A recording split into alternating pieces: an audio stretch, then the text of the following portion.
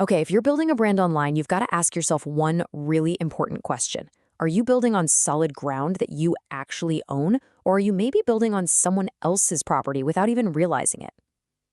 Let's figure that out. All right, let's do a little thought experiment right now. Imagine your biggest social media platform, Instagram, TikTok, whatever it is, just vanishes tomorrow. Poof, it's gone. What happens to your audience? All those followers, your customers? Do you have any way to reach them? If that thought gives you even a little bit of a panic, well, you're not alone. And it probably means you're building on borrowed land. And that's the big idea we're going to unpack right now. See, when you rely on platforms you don't control, you're basically a tenant, and the landlord can change the rules, hike up the rent, or even kick you out with zero warning.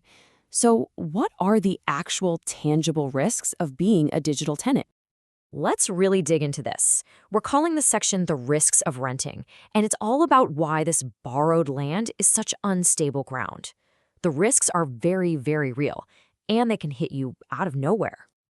Okay, so first up, you're completely at the mercy of sudden algorithm changes. One day, your posts are reaching thousands of people, and the next, poof, your content is basically invisible. Then you've got these unexpected account suspensions. You break some rule you didn't even know existed, and boom, your entire business is offline. And finally, the ultimate risk. The platform itself could just disappear. Hey, it's happened before. It's like building your house on a foundation of sand. So, if social media is the borrowed land, how in the world do you claim your own land? How do you get some digital real estate?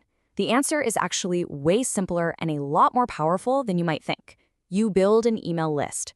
This is the digital equivalent of buying the property and building your foundation on solid rock. And wow, when you put them side by side, the difference is it's night and day. On social media, the platform owns the connection to the audience, right?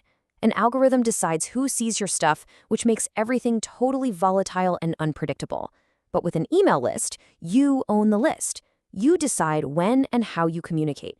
It's secure, it's permanent, and the most important part, it's all yours. Right, so this idea of ownership, it's literally everything. It changes the whole game.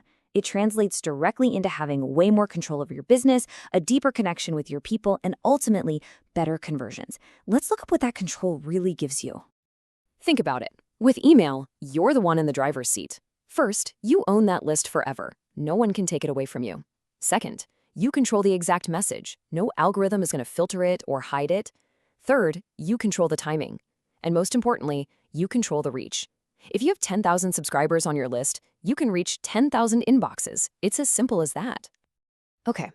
This all sounds amazing in theory, but let's get real for a second. Building an email list, managing it, it takes work, right?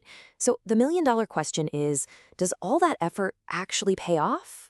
Financially? Is there a real return on investing your time here? Oh, yeah. The answer isn't just yes, it's a massive, resounding yes. Get this. For every single dollar you spend on email marketing, the average return is a staggering $36. Just let that sink in. That is a 3,600% return on investment. It's one of the most powerful financial levers in all of marketing, period. And that incredible number we just saw, that's why this is true. It is absolutely why every successful brand you can think of makes email the backbone of their business. It's not some secret or coincidence. They get it. They don't treat email as some little add-on. They build their entire strategy around it. It's the central pillar. All right, so you're probably thinking, I'm sold. How do I start building this thing? How do I lay the first bricks on my own land? Well, lucky for us, there's a tried and true strategy that works in pretty much every industry you can imagine. It all comes down to something called a lead magnet. It's a super simple concept, really.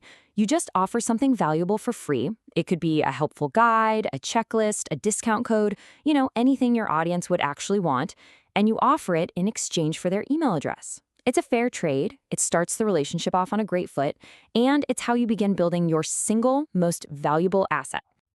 So, look, if there's one thing you take away from all this, it's this. Stop being a digital tenant. Stop building your dream on somebody else's property. Start laying a foundation that is 100% yours, one that you control and one that nobody can ever take away from you. And that's really the question I want to leave you with. Take a hard, honest look at where you're putting all your time and your energy online. Are you building on the shifting sands of social media, or are you building on the solid ground of a platform you truly own? The choice is yours.